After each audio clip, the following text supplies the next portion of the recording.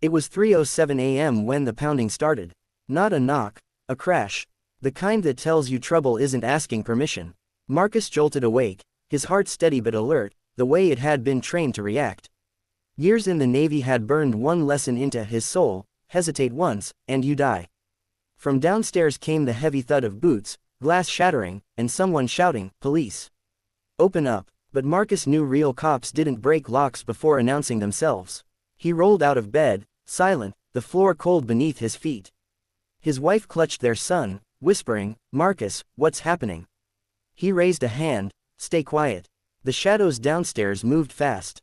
Flashlights cut through the dark. "Where's the junkie?" One voice growled. Another laughed. "Wrong house. Who cares, they all look the same here anyway." Marcus's jaw tightened. Racist, reckless, loud. They had no idea whose home they'd just stormed. He opened his drawer and pulled out the Glock he hadn't used since deployment. He didn't want blood, just control.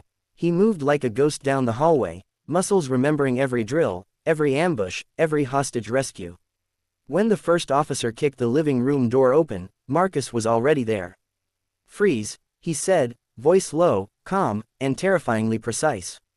The man spun, flashlight in his face blinding him, then the flash came from Marcus instead. One warning shot, dead center on the floor. The sound cracked through the silence like thunder. "Hands up, now," Marcus ordered. The men froze. One stammered, You can't." Marcus stepped into the light, shirtless, scars across his chest, the Navy SEAL trident tattoo catching the glint of their flashlights. "You broke into my home at 3 a.m., he said slowly. "You're lucky I'm more trained than you." One cop whispered to another, pale as chalk, "Oh my God, that's Lieutenant Marcus Hall." Marcus's wife appeared at the stairs, holding their crying son. He didn't take his eyes off the men. "Put your guns down," he said, "before I show you what a real operation looks like." Viral line. They thought they were raiding a suspect's home, they actually invaded a SEAL's battlefield. The room was thick with tension, 4 men with badges, hands trembling, guns half raised, staring at a man who could take them all down in seconds. Marcus didn't blink, his voice cut through the chaos like a blade. "Drop your weapons." Slowly. The one in front, tall, red-faced, still trying to sound in control, said, We got a warrant." Marcus's lips curved, not into a smile, but something colder. "Then show it." No one moved. The silence said everything. He stepped closer, his bare feet silent on the glass-covered floor. "You came here thinking this was some crack house. You kicked my door down at 3 in the morning, terrified my wife, and aimed a gun at my child. For what?" Another cop muttered. "Dispatch mixed up the address." Marcus's jaw flexed. "Mixed up the address," he repeated, his voice shaking now, not with fear, but fury. "And that makes it okay." He grabbed one of their radios and clicked it on. "Dispatch, this is Lieutenant Marcus Hall, U.S. Navy SEAL, retired. 4 armed officers just broke into my home without cause. You better send your real commander down here. Now." Static. Then a startled voice came back. "Lieutenant Hall, please stand down, sir, we're sending a supervisor." Marcus lowered his weapon but didn't let his guard drop. His wife, still holding their son, whispered, "Marcus, don't, please." He looked back at her, eyes softening for just a moment. "They pointed guns at you. That's not something I can just forget." One officer, younger than the rest, swallowed hard. "Sir, we didn't know who you were." Marcus turned to him, eyes narrowing. "That's the problem. You didn't need to know who I was to know this was wrong." The sound of distant sirens grew louder, backup on the way.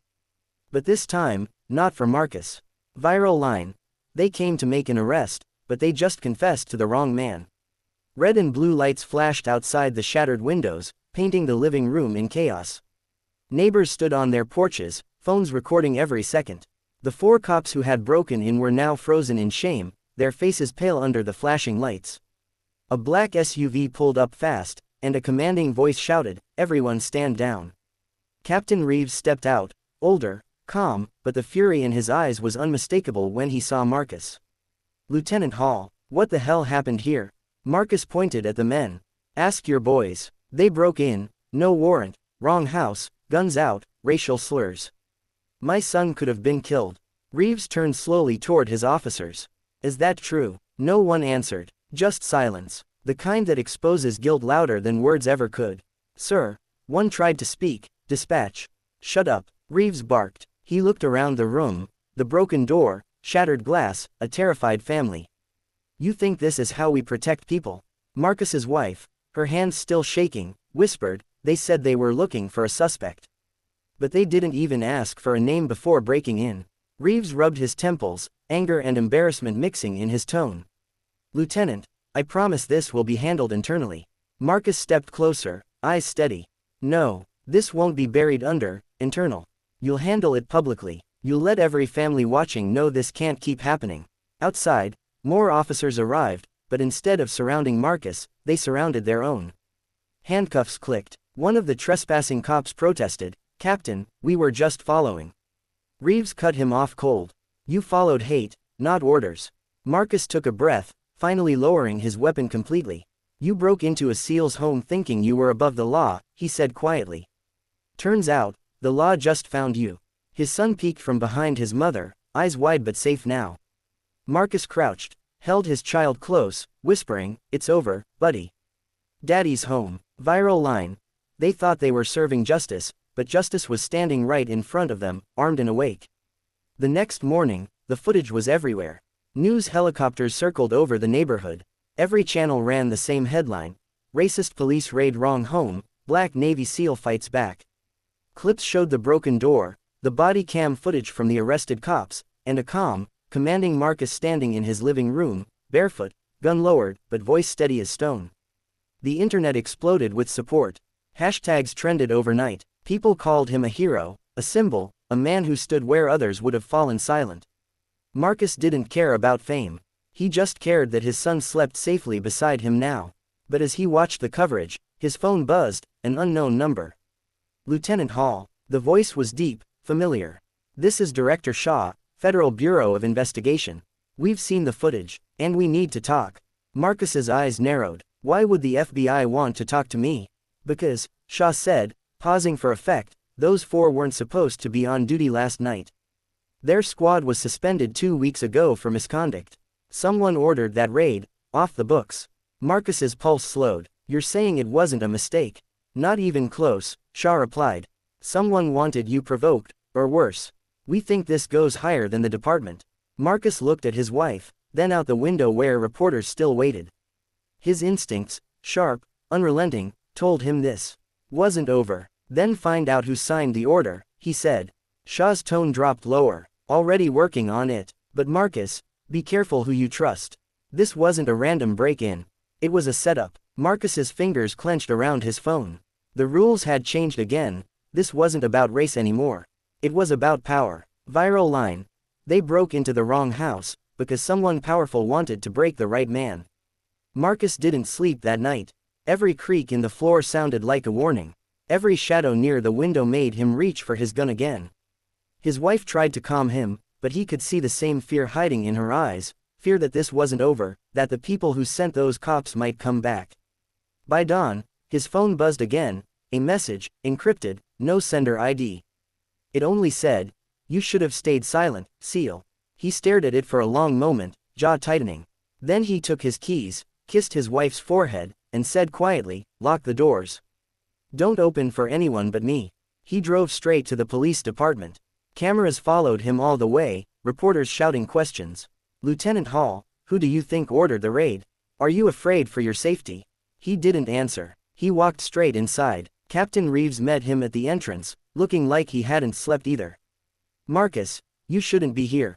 Things are complicated right now. Complicated, Marcus snapped. 4 men with guns broke into my home.